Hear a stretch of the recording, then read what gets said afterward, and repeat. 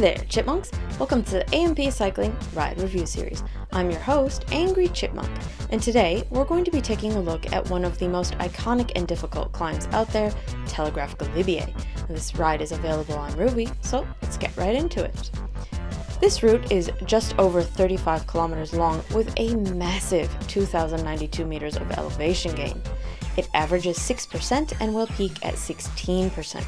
And even if you consider yourself a climbing enthusiast, it takes a special kind of chipmunk to want to even attempt this one virtually. The distance combined with the elevation gain make for a long and painful time in the saddle.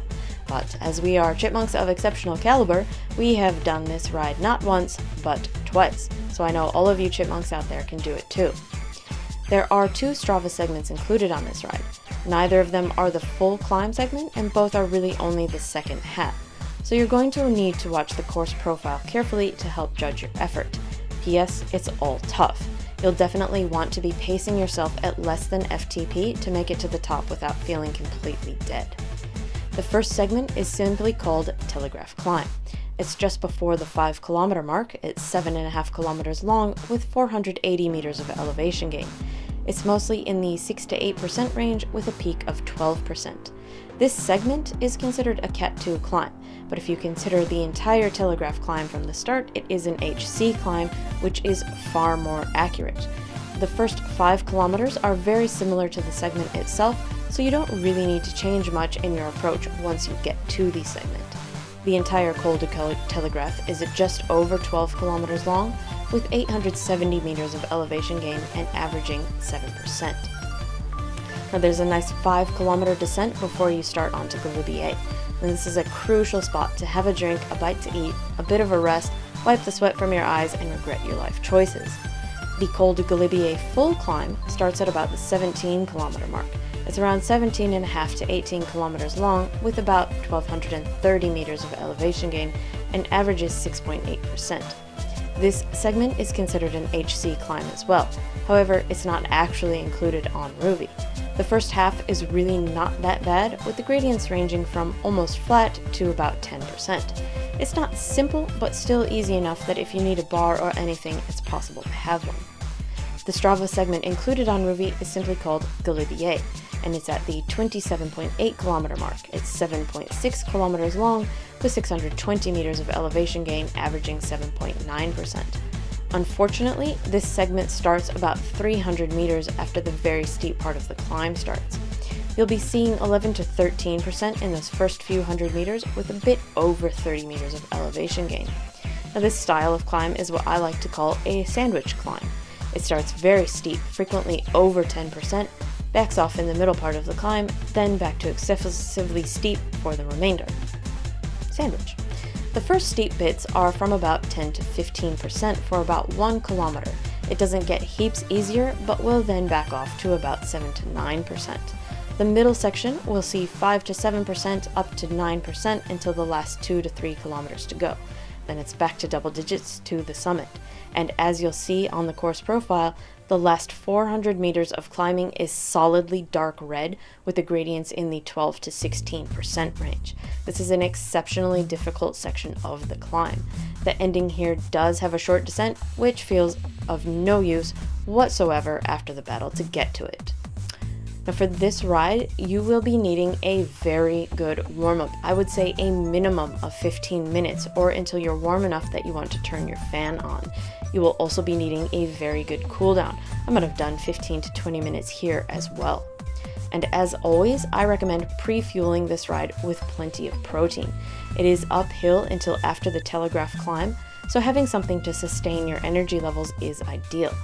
The Télégraphe climb isn't so steep that you can't eat at all going up it, but you'll definitely be wanting something before hitting Galibier. I like easy to eat and digest carbs for climbs like this, so fast-acting things like gummies or chocolate, fruit puree, any kind of full sugar drink. If you want a bar or something more substantial, the descent between the climbs is your best bet, or even on the lower slopes of Galibier. But once you hit the steep section, you'll want to go back to those faster and easier to eat things. It's summer now when I recorded this ride, but an electrolyte water for this one is a definite must no matter what time of year it is. And definitely follow this one up with a protein and a magnesium, as you will be getting quite a workout. The view here is magnificent as always. It's not one but two mountain passes, so maybe it's twice as beautiful. It's mostly a 2-lane road through forest, and there's always the French Alps somewhere in the background. It's a very slow route, so plenty of time to look around at everything. And at one point, some strange mythical mountain cat runs across the road, so be sure to keep an eye out for him. This is the second time I've done this route on Rouvy, and it took me just under 3 hours on 100% difficulty emulation. This is not a route for time restraints of any sort. I wouldn't even want to stop midway and start again.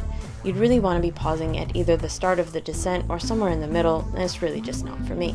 So really, with the warm-up and cool-down, you'll want to be budgeting anywhere from say 2.5 to 4 hours for this one. Now, the first time that I did this route, I just decided one day to do it with no real planning. Perhaps it had been done in the tour and I thought it sounded like a good idea. I don't remember. I wouldn't recommend this approach. It took me more than 30 minutes longer the first time due to poor planning. This time, I knew exactly what day I was going to be doing the ride and planned all of my other rides around it so that my legs were being used, but they weren't tired or stiff. So allow plenty of more mellow and easier rides on both sides of this ride. And this was the only major ride that I did for the week. I feel like that was a great benefit, and I was able to get up the mountain much more easily this time around. Overall, this is a very tough route that I have mixed feelings about. It's definitely a great one for the list of things to have done. However, the sheer amount of time that you spend in the saddle makes it not that much fun. The trainer gives nothing in terms of feedback for your butt, and I find that makes a much more unpleasant experience even with top quality bibs. And after 3 hours of this, oof. There's no real way to pause for a rest or a coffee or a cake or whatever unless you stop the ride and come back to it. And it should go without saying that you need to be a very enthusiastic climber to even want to do this one. I'm glad to have done it, but I don't really look forward to other similar climbs, so be sure to look out for them in future reviews. For this route, I would give a 5 out of 5. It's exactly what you'd expect. It's tough. For the climbs, 4 out of 5 and 5 out of 5, but done together, a 6 out of 5. No question the dual climbs is what makes this so hard. Individually, they're not actually too bad. But as the blurb on Rouvy says, the challenge in reaching the summit is all the climbing before you get to the foot of Galibier. The view? 5 out of 5. Any mountain pass gets an automatic top mark, and the Alps are an overall 2 out of 5, but really 5 out of 5. It's hard on every aspect on your body.